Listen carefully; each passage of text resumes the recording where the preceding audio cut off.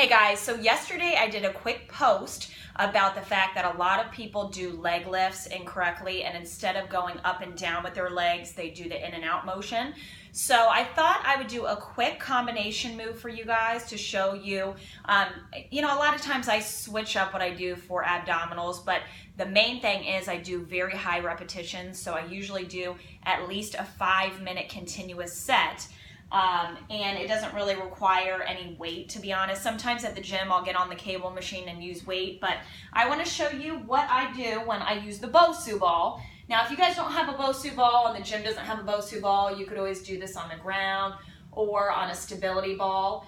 But with this Bosu ball, you want to sit on it pretty much right in the center, okay?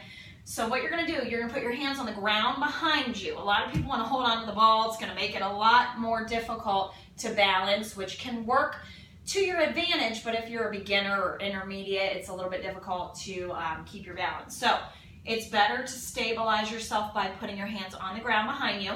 And again, you're going to lean back as your legs come up. You're leaning forward. So you're piking. Every time the legs come up, you contract. And even if you can't lift your legs up that high, even just doing this movement is so much better than if you were to do this, okay? So none of this, do this, okay? So typically I'll do about 20 of these, and then once my hip flexors start feeling it, I'll keep my knees bent, but again, I'm lifting and lowering. Lean towards those knees, really contract the abs. So do 20, and then I will just scoot my rear end to the front of the Bosu, legs straight, and I'm just going to go back until the small of my back touches, crunch it up. Again, every single time you come up, you are contracting those abs. I see people doing this all day long, and they're jerking, and they're having a full-on conversation with their neighbor. It's pointless. It's pointless. Sit there, focus on what you're doing. Blow that air out, contract, squeeze the abs. And again, it doesn't matter what you do with your hands. You can do this. You can have your hands in front. I tend to always cross my fingers, it just kind of helps me. So 20, and then I bend my knees, same thing, keep going. So I'll do about 20 wide. Sometimes I'll switch it up and I'll go narrow.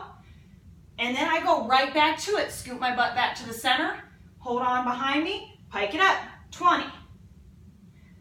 When 20's done, bend the knees up and down, 20. Then scoot my rear end towards the front, legs straight, 20. And then bend my knees, 20. So I will typically try to go until I can't go anymore, just to be honest with you. I don't count. A lot of times I'll do 20, I may do 30, I may do 50. Some days I may only do 15 or 10, but just push yourself. And again, the most important thing when it comes to abs is contracting, blowing your air out, squeezing, contracting.